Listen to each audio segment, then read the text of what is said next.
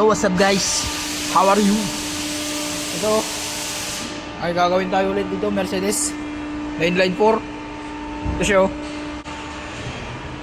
Yan, Mercedes. Gagawin natin na ito, leak.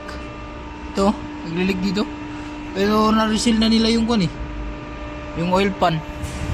Paikot, wala man yung sa oil pan. Galing dito sa taas. Ayan oh, galing dito sa may oil filter housing na yan oh. Ayan, galing dyan. Ayan ang tatanggalin natin.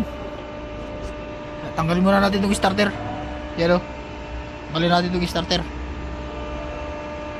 Oil leak sa may makina yan. Yan lang guys, update ko kayo mamaya pag natanggal ko.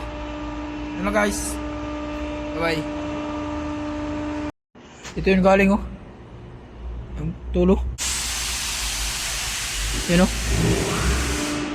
yan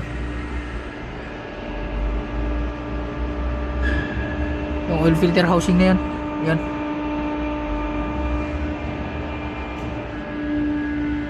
yan galing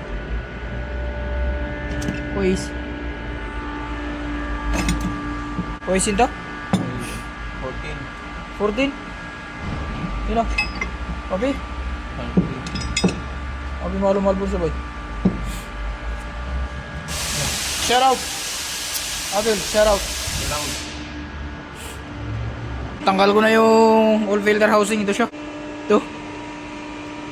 Ngayon, kailangan kong palitan tong cooler dito. Isa may cooler niya, kailangan palitan. Kasi ang daming kwan dun sa loob.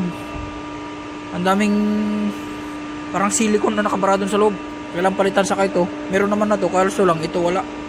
Palitin natin kasi dito nang galing yung lagis eh. Dito nang galing, lumabas dito. Ayan, tinanggal ko to. Ayan o, baka mamaya makita na naman niya to. Bakit ko tinanggalan naman yung ito steering column na to. Kung tawagin amod, mamaya baka tanungin na naman niya ako bakit ko tinanggal yan.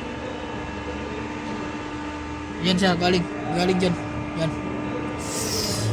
ito isang Mercedes na inline 4. Yan lang guys, thank you for watching and follow, like and share to my YouTube channel.